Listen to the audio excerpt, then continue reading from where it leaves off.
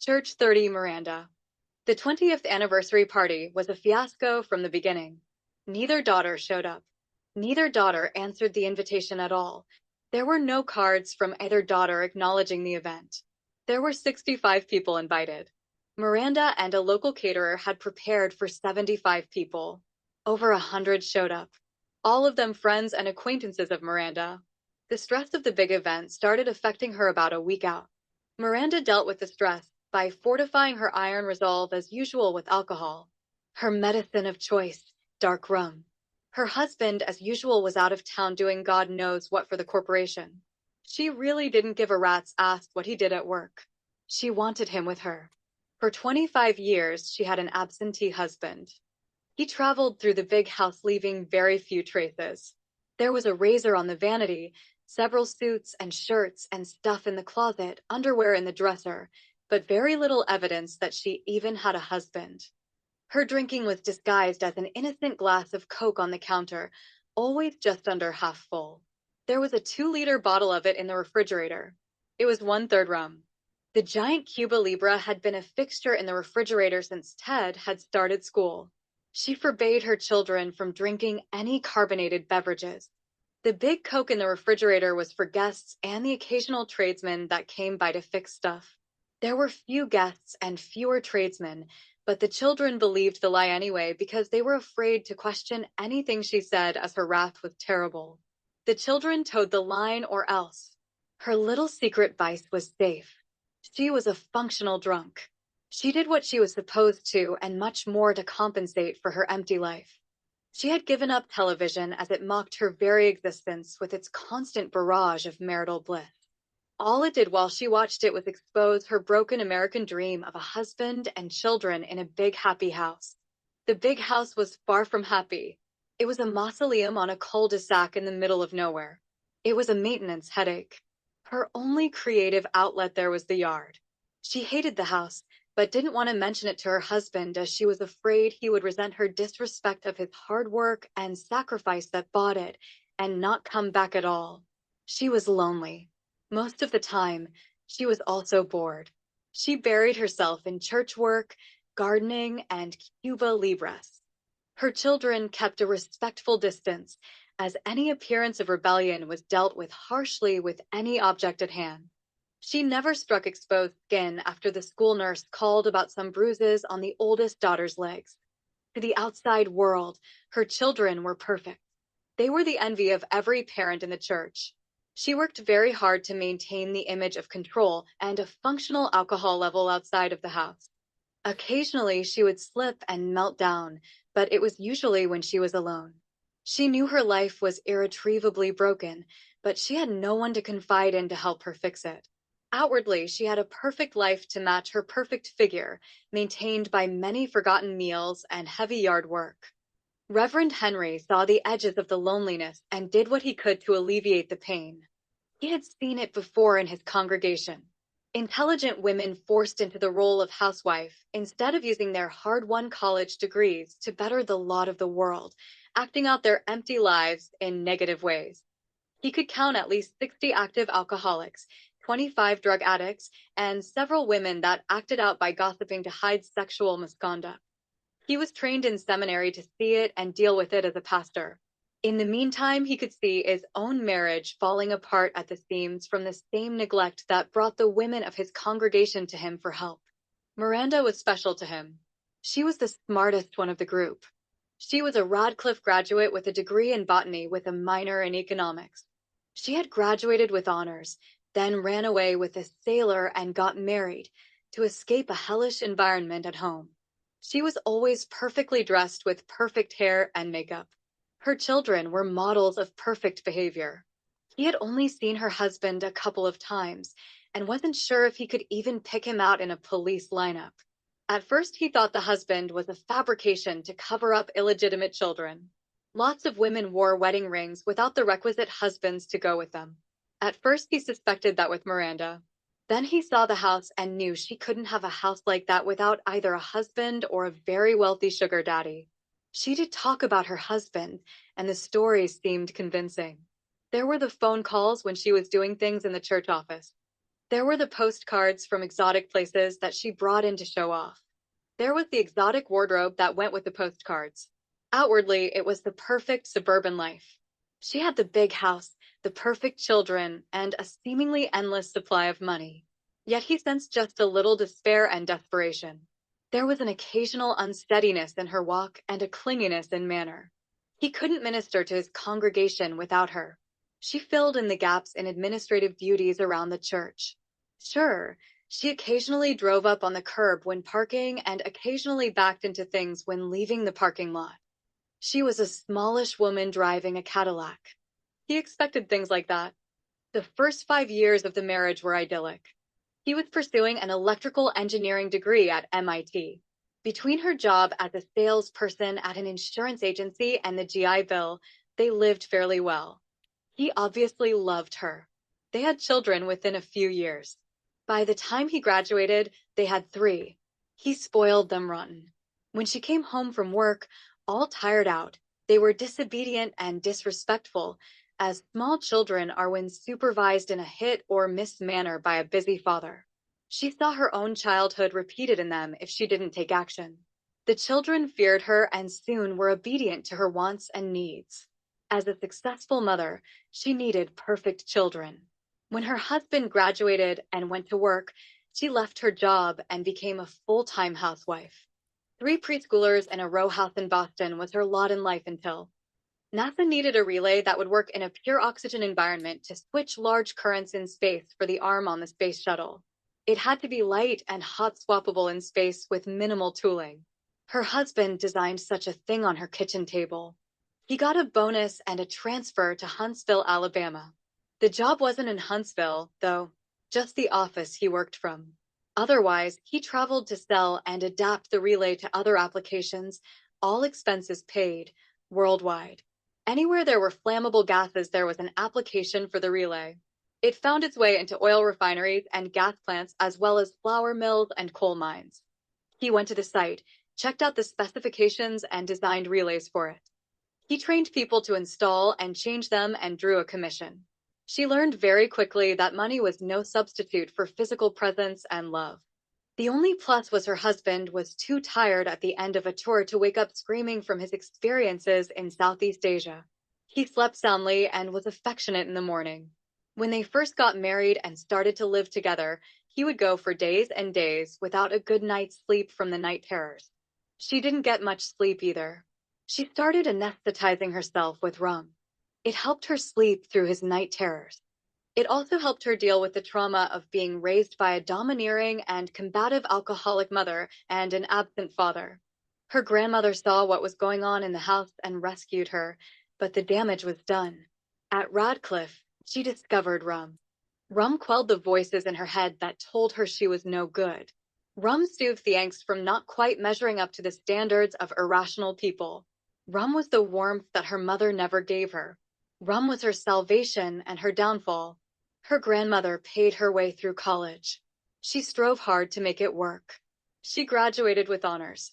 It almost killed her. To handle the workload and the lab work, she added dexedrine diet pills to her self-medication regimen. She stopped menstruating. With the dexedrine, the voices came back, so she drank more rum to make them go away. She buried herself in her work. She spent the summer in the psych ward. She weighed 82 pounds when she was admitted. The next fall, the dexedrine was gone from the regimen and replaced with cocaine. Her grades stayed good. She checked into detox the next summer. She was a level 5 addict. She had burned through over $20,000. She was on the dean's list again, but had no friends and hadn't ever been on a date. The senior year, she did rum, coffee, cigarettes, and amyl nitrate. She met a sailor, fresh from the Mekong Delta. She graduated, but never returned home. Even with the sailor, who obviously adored her, her life felt empty. She medicated the emptiness with rum. Corinne was 2 and Deidre was 4 months old when she had her first blackout. She tried to drown Deidre. Corinne ran for help to a neighbor. Deidre was hospitalized and was on oxygen for a month. Her husband never knew about it as he was working and going to school full-time. MIT is a tough school. Corinne never trusted her mother after that. Neither did Deidre. Miranda demanded that her children be perfect in every way. Her idea of perfection and perfection in children are two vastly different things. Corinne and Deidre reacted to the gulf in different ways. Corinne rebelled. Corinne got punished for it. Deidre acquiesced. The near-death experience taught her that she had to toe the line no matter what. Eventually, the two girls presented to the world as perfect children. They held deep resentment and bitterness from then on. Ted was raised from babyhood in Huntsville. It was a different world than the row house in Boston. He had two experienced mentors to teach him how to keep on the straight and narrow. His main desire was to please those around him. It also helped that most of the time, he was the only male in the house. Even as a small child, it made a difference. If any child disturbed the equilibrium, they all suffered. Corinne and Deidre worked hard to keep Ted out of trouble. Deidre took the lumps for all of them. Corinne was rebellious and oppositional, especially if she thought that their mother was wrong. They all worked hard at keeping up appearances. They looked like the perfect happy family. For all intents and purposes, Miranda was a single mother. She saw her husband one weekend out of 6. He was usually suffering from jet lag, but he brought back exotic gifts from all over the world. He slept most of the time, but didn't have night terrors very often anymore. It was wonderful having him sleeping beside her, quietly snoring sometimes. She soaked up his smell and his warmth like a drought survivor. She didn't need rum. She had him. He spoiled the kids. They were loud and rambunctious, and he loved every minute of it. Miranda knew that they would be wild for a couple of days after he left and dreaded it. When they were wild, they weren't being perfect children. Then he would be gone again. As the kids reached school age, Miranda had doubts about the Huntsville schools. She had a picture in the back of her mind about the South. Schools were a great part of it. Perfect children went to perfect schools. She needed more culture than she thought Huntsville could provide. She stumbled upon a magazine article about Sterling Forks, Tennessee, which was billed as the college town of the future. Diversity and culture were the buzzwords. She had never heard of Sterling College, but that didn't matter. It was a college town within an easy commute to Huntsville, and it was in a dry county. The temptation for liquor wouldn't be there. She was becoming frightened by her dependence on rum to function and worried about her health. The college billed itself as a New England college in the South. The Sterlings had come from Boston, and the plantation buildings reflected their tastes. So did the town, centered on a white congregational church, just like a New England postcard. They bought the biggest lot on the new subdivision south of town. They built a grand house. They had New England money at South Central Tennessee prices. Money was no object. They had lots of it. It had 6 regular bedrooms with attached baths, a master bedroom with a room-sized closet, and a matching guest room with a similar closet. There was a huge ultra-modern kitchen with all the modern conveniences. A good crew could run a 4-star hotel restaurant from it.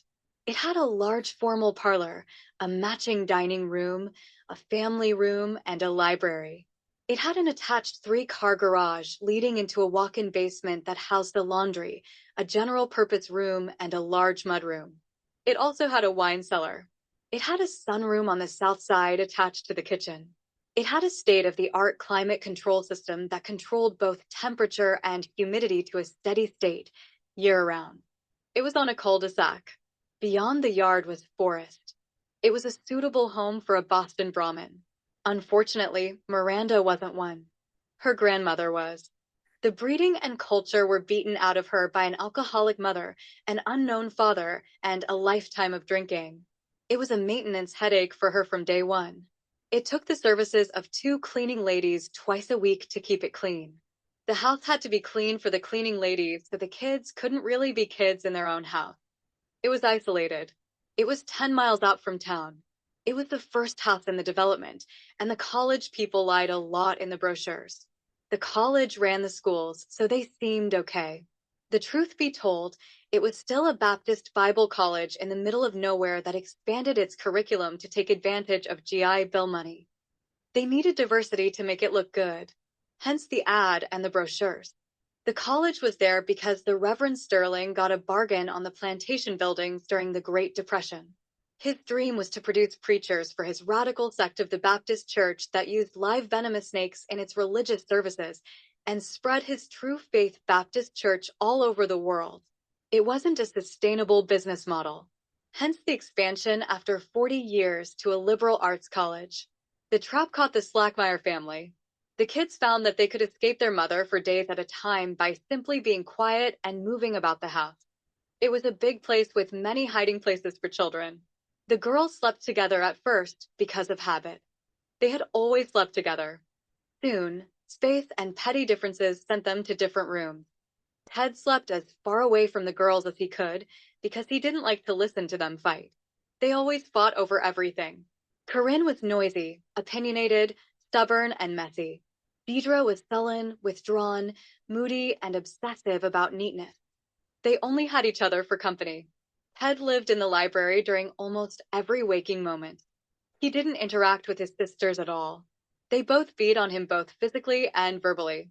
His main motivation was to please people so as to not get beaten. He only felt safe when his dad was home. When they moved into the big house, the yard and grounds were a huge mud flat, strewn with construction debris. Nobody had even thought about landscaping. It was what Miranda needed to straighten out her life. She discovered gardening. She put her botany degree to work to make the grounds match the house. It was also the best thing that ever happened to her children. They got to play outside in the dirt. The mudroom had a shower and could be hosed clean. Their mother was occupied with the lawn and grounds and didn't pay as much attention to perfection in her children. The botany degree and her fascination with plants gave her a constructive outlet that she never had before. She stopped drinking except for a nightcap after a heavy day of outside work. She dragged all the construction debris into a hole she dug in the middle of the yard and set it on fire. After it burned, she filled in the hole. She raked the area smooth and brought in topsoil. She raked that out and planted grass seed, selecting grasses that matched the light conditions and the soil conditions as there were several limestone outcroppings on the grounds. She mixed white clover into the seed mix to provide nitrates to the grass. Then she started with shrubs, trees, and beds. She had an outlet for the boredom and loneliness of being a housewife. She also had a magnificent lawn and grounds. She joined the Congregational Church and became active in that too. It gave her a social outlet. It was still 10 miles to anything, though. Her husband bought her a Cadillac. The children grew. There were 2 television stations reachable by the antenna. There also was no cable service. The children learned to amuse themselves without TV. A satellite dish was discussed, but dismissed as just too much trouble for questionable entertainment value. Corinne dropped out of high school in 11th grade and ran away with a boy on a motorcycle. She never wrote and never visited. Only Ted knew of her whereabouts, and he was sworn to secrecy. Deidre got pregnant in 11th grade and ran off to Beale Street in Memphis with a saxophone player twice her age. She sent baby pictures, but little else. Ted graduated from high school and went to Vanderbilt to study engineering. He came home to visit occasionally, but never moved back home. Miranda took a job as a financial planner at the local insurance agency and gardened. She had her perfect house and perfect garden. Her only visitors were her husband and people from the church. The years went by. The anniversary party was set up in the big parlor and adjoining dining room. A buffet of hors d'oeuvres was set up in front of the fireplace in the dining room, and small tables were scattered around set up for 4 or 5 people each. Each table had fresh flowers on it. 2 music students from the college, one on the piano and one on violin, provided the music. No expense was spared on the decor. Miranda was celebrating her perfect family. She assumed that because of the significance of the occasion, Corinne and Deidre would come, even though she hadn't heard from Corinne for years and communication with Deidre was directed by Deidre's husband, because he felt that family mattered. Deidre never talked about her childhood with him. Deidre never visited home. Deidre never voluntarily called. Deidre didn't RSVP when she got the invitation. Deidre didn't tell her husband about it either. Except for the usual pre-party disasters involving food and punctuality, things went smoothly. Miranda was still nervous. They never had any sort of big shindig together. She had no idea as to how her husband would behave at this one. They eloped when they got married. They never really socialized together. She had no real idea as how he behaved in large groups. She started a second two-liter. She had shared some of the first with the caterer, but had drunk a reasonable amount herself. By 4 o'clock, when guests started arriving early, she was in her zone. Her husband, who was due in at 10, still hadn't arrived. He had called from Winnipeg the day before and assured her he would be there. She gathered, arranged and placed flowers, checked place settings, and bustled around. But inside, the insecure little girl that couldn't do anything right was scared shitless. She fortified her courage with more Cuba Libre and worried. She entertained the early arrivals, made small talk, and made them comfortable. She made a dash for the bathroom off the kitchen and vomited. It was streaked with blood. She had forgotten to eat again. She ate some saltines and some cheese and brushed her teeth and rinsed. Her mouth still tasted like regurgitated rum. Her stomach hurt. She ate some more saltines and some pretzels and went back out to the guests. Her legs felt rubbery as she walked to the living room. More guests came. She bustled around, made people comfortable, and made introductions here and there. It was 6 o'clock. Her husband was still a no-show. She was starting to feel angry and abandoned. She was celebrating 25 years of being married to a ghost. He was never there. She needed him now, not just to trot out to show to the guests, but to hold her and tell her it's all okay. She needed a hug and a pat on the ass. She needed kind words from the father of her children, her lover, and her spouse. At 7:30, he arrived carrying his two-suiter and his carry-on. He had a 2-day growth of beard and smelled like a locker room. His clothes were rumpled from time spent sitting on airplane seats. He looked like he hadn't slept in a week. He was definitely not ready for a big party in their honor. He was home. She almost knocked him off his feet when she wrapped her arms around him. Her dark depression immediately changed to joy. He hugged her back and kissed her. Happy anniversary, Miranda. Where the hell were you? They canceled the flight from Chicago to Nashville. I ended up flying into Anniston and renting a car. The rental agency didn't have one ready to go, so I had to wait for a car from Huntsville. It was a mess. Then I hit construction on 65, out on the ass. She needed kind words from the father of her children, her lover, and her spouse. You said you would be here this morning. The flight from Winnipeg was delayed. We have over 100 people here to celebrate our anniversary, and you are very late and you are never here when I need you. I'm sorry, dear. I got here when I could. Don't you? I'm sorry, dear me.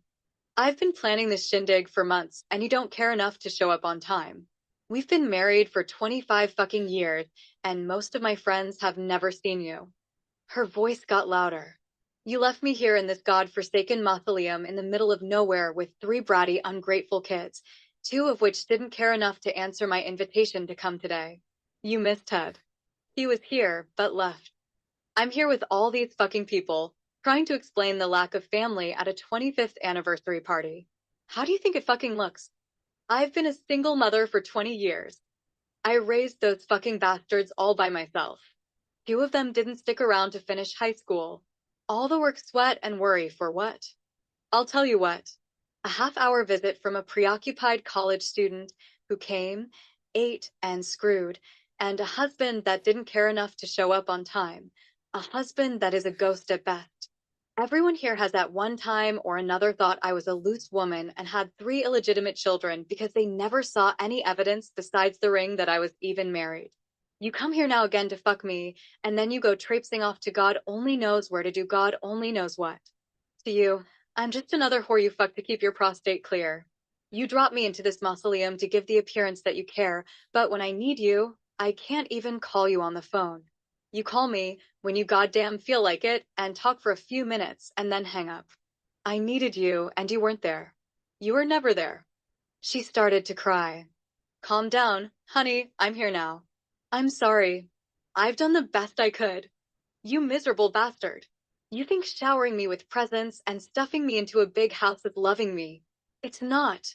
It's just more dusting and sweeping. I have to hire people to stay on top of it. I'm stuck in the middle of nowhere in a town that serves a snake handler seminary. I have to go to Nashville to get my hair done right.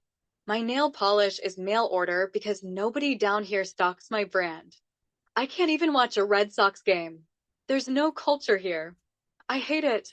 I hate you. I would rather die than live here with you for another minute. I don't want to be here. You can't mean that. Can you?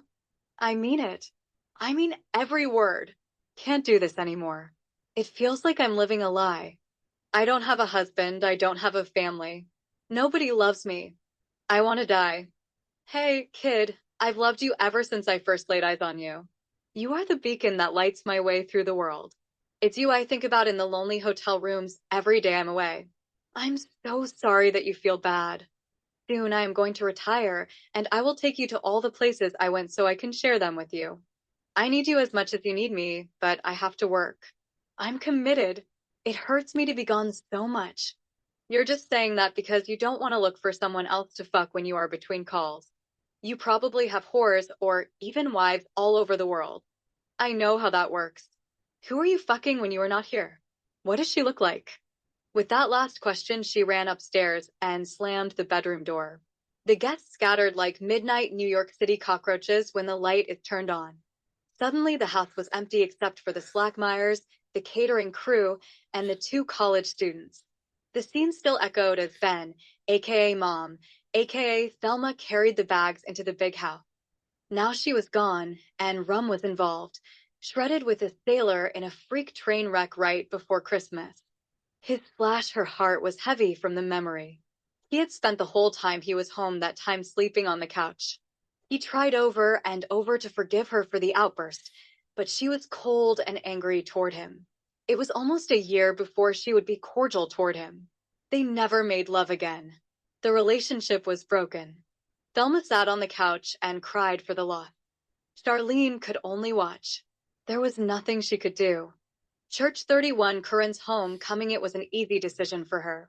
It was the third time he dumped his Harley. He was in a persistent vegetative state in a convalescent home. He had no medical insurance. He drank, partied, and fooled around on her. They had been married for 16 years, and it never got better. He resented the kids and worked when the spirit moved him. He said he loved her, but really didn't show it often. The last bill ate their meager savings. It was a year ago. He still refused to wear a helmet. Now he was a vegetable taking up a bed in a convalescent home with no hope of ever waking up. She walked out of the room for the last time. She had visited him every day, but she could see it was hopeless. Hell, he was hopeless from the beginning. She had put the wheels in motion for a quiet divorce. It would end the almost 20-year financial drain he had put upon her. Because of him, she had nothing but two adolescent children. There was no furniture except a couple of Walmart futons and some plastic stacking chairs. The table was a half sheet of plywood on a couple of sawhorses. Everything came from either Walmart or Goodwill. Working 3 jobs brought in food, but not much else. His Harley and his habits took the rest. She lost count on the number of evictions. Her kids deserved better. She packed 3 suitcases and bought bus tickets to Sterling Fork. She wasn't sure she would be welcome there, but it was worth a try. The bitch was dead. She couldn't bully her anymore. Dad was retired, and last time she had seen him, pretty sick. She felt guilty leaving him in the hospital, but couldn't take any more time off work and really didn't trust her husband with the kids. Her father had been good to her. She felt bad about not saying goodbye to him when she left home. Now she was admitting defeat and crawling back home. She was nervous. She had nothing but good memories of her dad, what few memories she had of him. When he was home, he played with her and read her stories. He lovingly tucked her into bed at night and loved her just the way she was. He wasn't home much, but when he was, life was great. He made her feel special. Many years had passed. Now she had kids of her own.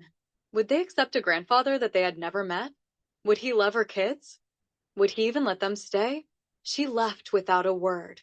Would he hold it against her? Her stomach knotted thinking about it. Her son sat with his head against the bus window watching the Tennessee hills go by. Her daughter slept. Both of them were eager for the trip. There was nothing for them in Knoxville. Between them, they had attended every elementary school in the county. All they had was each other. Corinne noticed that early and did what she could to help them ease the loneliness of being the new kids in school. She spent what little free time she had encouraging them and making them feel loved. They were going to a totally new world. She never told them much about her childhood. She described the house, but never much else except some of the good times walking in the woods with Dad and her siblings. They changed buses in Nashville. The sign on the front said Birmingham. It went south on 65, stopping in every town between. They couldn't sit together on that one as they were late to the bus station and the bus was almost full. She worried that separated like that, one of them would get left behind on the bus at Sterling Fork. At the bus station, she saved out enough for the local bus to the suburbs and bought 3 hot dogs. They ate on the bus. The hot dog went down hard. Her knotted stomach really didn't want food, but she forced the issue as it was the entire nourishment for the day. It went down and stayed. She wished she had money for drinks. The water fountain in the bus station was slow and filthy. As people got off the bus, the small family moved closer together. Thirst was the topic of conversation. The Sterling Forks bus station was the drugstore, too. The local bus service had a stop there. To get to the suburbs on the east side of town, they would have to transfer at the college. The trip from Nashville to the end of Apostle Drive took almost 5 hours. It was another hour of lugging suitcases to get to the big house on the cul-de-sac. They stood on the front stoop as Corinne rang the doorbell. A familiar-looking older woman answered the door. Corinne. Dad? Yes. What happened? Cancer.